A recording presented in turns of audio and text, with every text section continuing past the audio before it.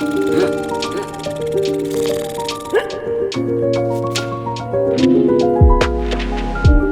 now it's time for Carside Questions, the part of Everyday to Exotic where the community takes the lead.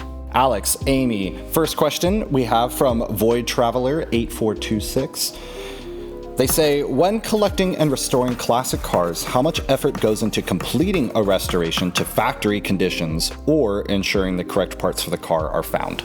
For me, it really depends to some extent on the car. I mean, generally, my inclination is I lean towards restoring it to pretty close to as it was when it was new. For a concourse restoration, one that it's like, okay, the goal of this is to be able to show it and potentially win awards or something along that. It gets really pretty extreme because you get into other things like, I remember in your comment that you also mentioned toolkits. That's a good example because you have things where you have a lot of these cars where you could do absolutely everything perfect on the car. You could have all the correct markings on all the glass. I mean, this is as far as it can go. On Jaguars, people tend to know what marks are on the bolt heads used to hold like doors on and things like that.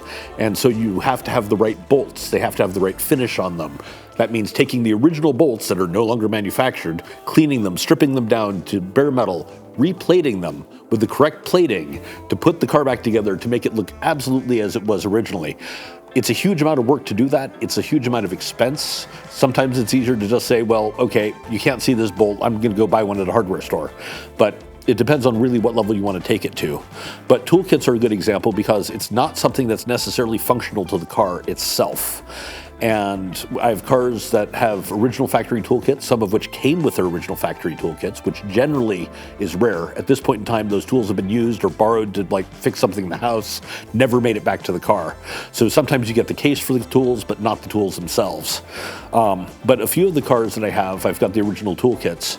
And then other cars like my 1962 Ferrari 250 GTE, I had to go get the toolkit for it, or it had to be gathered for the car. Some were with the car, some you had to find elsewhere. If I were to turn around and sell that toolkit, I could probably go out and buy another car like this Volvo behind me without any problem for what I'd get for just selling the tools out of that Ferrari. It's very expensive to do to get the right things together. And other than for show, they're not necessarily tools you would typically use. So those little tiny things are some of the most expensive, difficult things typically to find to make a car complete. Now, if you want just a really nice driving car, it depends on the car. Some parts are very easy to get, some are very hard. French cars I found fairly difficult to get parts, especially in the United States. German cars, pretty easy. Swedish cars, at least Volvo, very, very easy. Saab, not so much. A lot of the British cars are very easy to find parts in reproduction, and some good reproduction, but some of it really bad. So the Italian reproduction parts tend to be very good. British parts, a lot of them are made in China en masse at this point, and they kind of fit. They kind of work. It's not quite the same thing as an original part. So that kind of covers, I guess, quite a range of answers there. I mean, you can get pretty deep into it. Usually it's better to restore the original parts, but you have to be able to find them. A point I'd like to make is that the internet makes that a lot easier. Yes. It used to be that you had to know about that one guy in Italy and write him a letter and hope that he spoke English or that you spoke Italian, because otherwise there was just no way. The internet has opened up the restoration world hugely. YouTube. eBay. I buy a lot of parts on eBay. And now the difficult part is like, okay, so I've got all these bolts and I want to replate them and I don't have a replating facility here. Where do I go? Because those places are becoming fewer and farther between. Chrome is a very good example of that. So it is a nasty, messy, hazardous, polluting practice to redo chrome. And it takes a lot of work and time to do it. And so a lot of the shops are shutting down, and you're not really allowed to open new ones in most places, just because of the environmental issues that it creates. So finding someone who can redo chrome now is getting very, very difficult. I don't know what we do in the long run in the future. A lot of it's probably going to start getting done overseas. There are still places in the United States that do it, but it's getting harder and harder. Or we'll start getting stainless steel, or there will be other substitutes that will be easier to produce. But they're not original and correct. No. And so you start running into that conundrum of, if you're after a driver, great. I've got cars I've put stainless steel bumpers on that were originally chrome. It works just fine for the car, but at the same time. And we just also have to deal with the fact that some parts are just going to become more difficult to find, and it will become much more difficult to even restore something to factory correct, whether you want to put in the effort or not. So if I were to suggest ways of going about this, again, eBay is really your friend. There's a lot of specialists. Don't be afraid to buy parts overseas. The other thing is that there are eBays that aren't the US one. I frequently buy parts off of Italian eBay. It helps to understand and be able to speak some Italian because most of it's not in English. I've bought a lot of parts off of ebay.co.uk, which is the British eBay. Parts out of Canada, parts out of Australia. It really helps to be able to look in other areas that you're likely to find parts. And especially for some of the more unusual cars that weren't sold significantly in the United States, that is really your best option.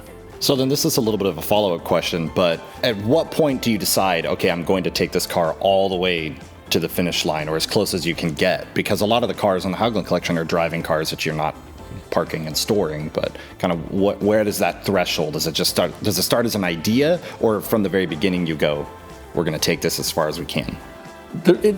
It depends, because frequently there will be cars that it's like, okay, I may have bought it with the intention of we're just going to go out and drive this and enjoy it, as is, whatever the condition is.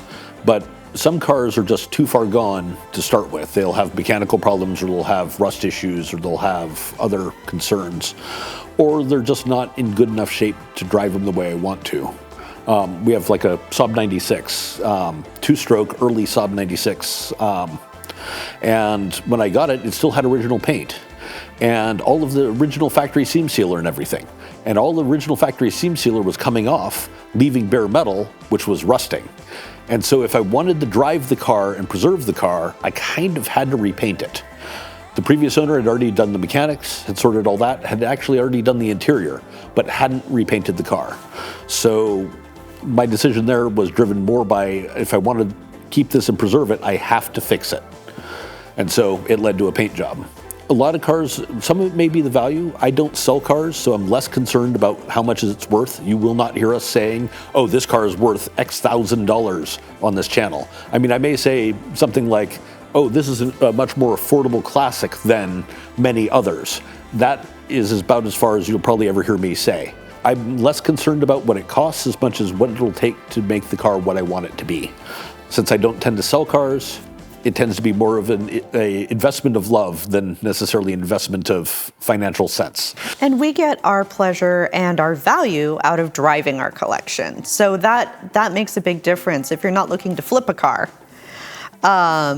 then you might put more effort and more money into things like the little details and the, getting the right chrome and things like that, because you will almost never say never, but you will almost never get as much money out of a vehicle when you sell it as you put into it for restoration.